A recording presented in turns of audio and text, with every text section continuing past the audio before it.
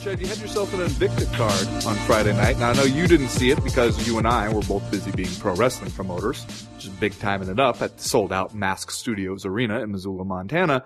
But over there at the Scottish Rite Temple in Kansas City, Missouri, Sarah Kaufman won the main event to claim a vacant bantamweight title. You also had former UFC fighter Pro Gonzalez in action.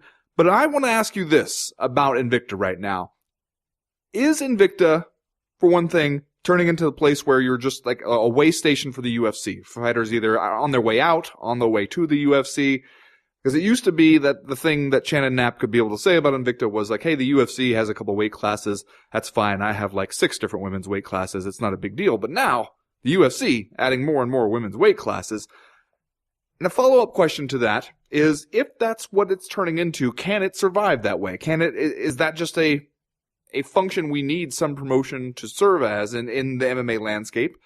And can you keep doing it just on FightPass the way Invicta has been doing it? Because especially with all the rumors about the UFC's potential new TV deal, if next thing you know, the UFC ends up running a bunch of events on ESPN+, and if maybe there's not the same attitude toward FightPass in general, it could change the game a little bit for people like Invicta, for promotions like Invicta. Yeah, it feels like Invicta has found itself in kind of a strange place all of the sudden. Because for a long time, and I think you make the good point here, it felt almost like Invicta FC was sort of on the verge of being a third major promotion, like a mid-major promotion, if you will, because they had a lot of the top female fighters, a lot of the best female fighters in the world, and they had all the weight classes, as you said. It felt like you could still go to Invicta and see world-class level, high-level MMA. And I think that people really appreciated that. Invicta had some momentum, it had some fire, people were super into it. I think to a certain extent people still are super into it, but I think it's obviously kind of suffered a little bit from graduating a lot of its top tier talent to the UFC. And also, as you said, maybe suffered a little bit from FightPass losing a little bit of momentum, taking a little bit more of a back seat in terms of promotion and all that stuff, public relations. Because this Invicta 29, as you said, you got a couple of UFC vets here. You got Sarah Kaufman, who everybody knows and likes. You got Pearl Gonzalez, who seemed like a person who had a lot of potential when she first showed up in the UFC, and like a person that it makes sense to continue to track. You had a very grisly injury, right, to get you some headlines. I don't even like to think about it. But at the same time, didn't it feel a little bit like this Invicta event was a little bit under the radar, and didn't it feel like maybe in the past an Invicta event like this would have been a little bit higher profile, or am I just imagining that? Yeah, that's what I'm wondering here when it comes to like where Invicta stands in the landscape in general.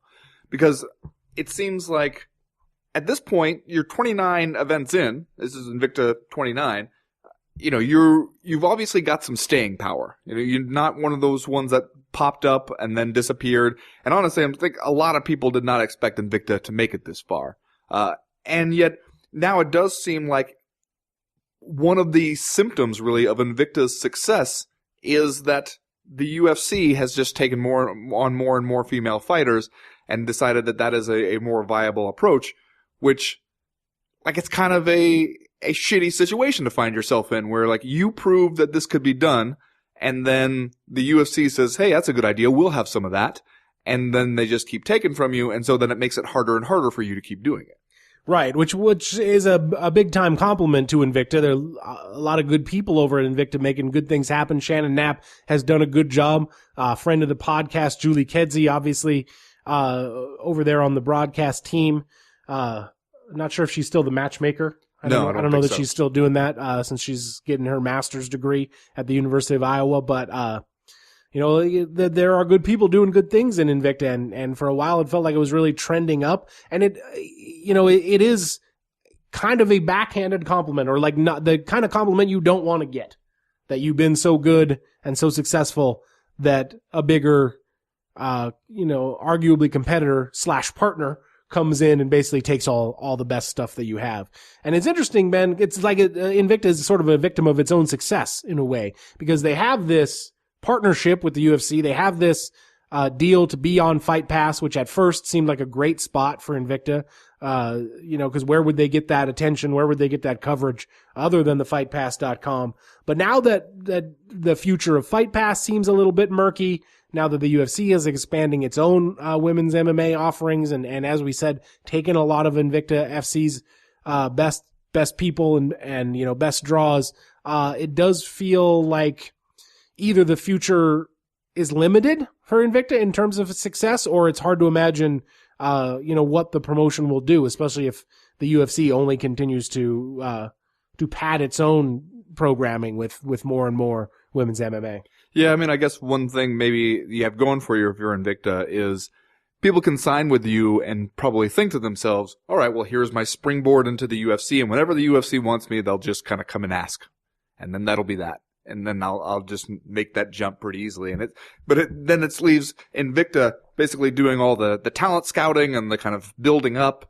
And then when somebody gets popular enough, then you're just going to have to hand them off to the UFC, except for somebody, then you have some fighters where it seems like Pearl Gonzalez or Sarah Kaufman who were in the UFC and they get bounced out, then you get them back for a little while. I mean, is that like a viable model? I don't know.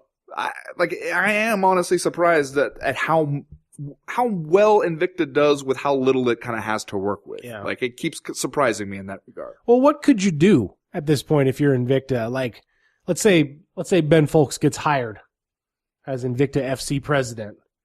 Would you I did not apply. I did not put in an app. So it's okay. We just hired you. Would you stay on FightPass? Would you try to get out of that deal? Would you try to go somewhere else? Would it be better to be on Access TV? Would it better to be somewhere else? Or does Invicta have the best spot that it can have and is still in kind of a damned if it does, damned if it doesn't situation? Yeah, I don't know. I don't know where you would go. It's TV wise. It seems like maybe FightPass, especially if you're Invicta, I feel like you're catering to a more hardcore audience than if you were just like a regional MMA promotion. It seems like FightPass, the people who are going to find you on FightPass are really going to be into it. Like, they're going to appreciate your product a little more. But I would worry right now if FightPass was my conduit to MMA fans. I would worry a little bit about where that's going. Right. If that goes away, where does that leave Invicta? Like, if this UFC or ESPN Plus thing, as you mentioned, does indeed happen, and ESPN is not bound to take on all of the FightPass programming, which you don't think they would be, then what? That could leave you in a real sticky situation. I still am going to be super pissed if I have to get ESPN Plus. I'm going to be mad about that.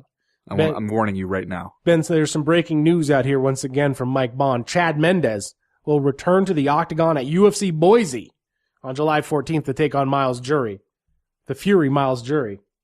Is it starting to seem more like a road trip to you, or no? How far away would drive is Boise? Was that like Boise, 10 hours? It's a long way. It's a long way mostly because of how the roads go. Like, as the crow flies, it's shorter. Not that far. But if you take the interstate, you have to make this big kind of like fish hook shape to get down there to Boise. I might need another addition to the card before I start to think about that road trip. We'll wait. We'll see what else Mike Bone can turn up. Okay, get on it, Mike. As for right now, though, we're going to move on to round number 3.